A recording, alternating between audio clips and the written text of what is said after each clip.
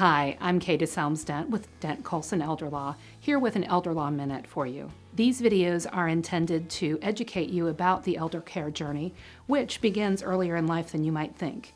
We hope that you find them useful, and if you have further questions, please call us at Dent Coulson Elder Law.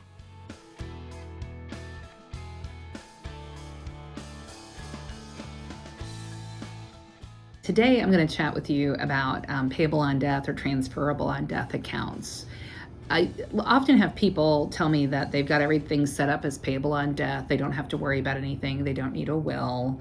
They don't need a trust.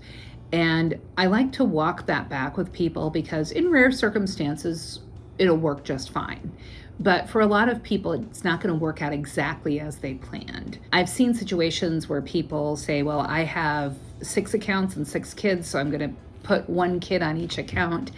And the problem is that as you age, your care needs increase, you may need to go into long-term care, your costs may increase, and sooner or later things may get spent down.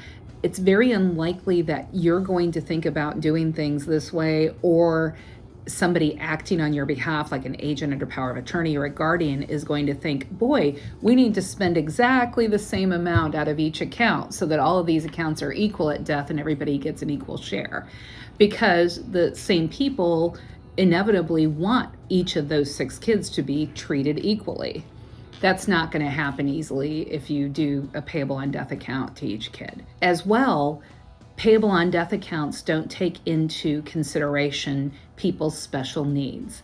What if one of your children is disabled on public benefits in long-term care at the time that you pass away? That does happen because remember, we have an aging population. If you pass away in your 80s or 90s, your kids are easily going to be in their 60s or 70s. You might have already lost a child by the time you pass away, and that child's children might, be entitled to their share of your estate. One of those children might be disabled. If you have disabled descendant or descendants, you need to make special provisions for them in your estate plan, which payable on death and transferable on death don't do. Those are outright distributions that might come at a really bad time for people, and things may not just end up exactly the way that you intended. So when we consult with people, we like to talk about your entire situation, the pitfalls of just leaving things outright.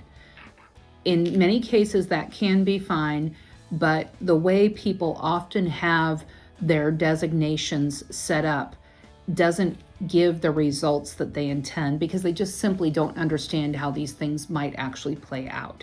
And that's the type of thing that we discuss in a consultation. We'd be happy to consult with you about your estate planning needs and goals and how to make sure that your goals are properly set out and properly executed when you pass away or when you become disabled. Please give us a call today at Dent Coulson Elder Law.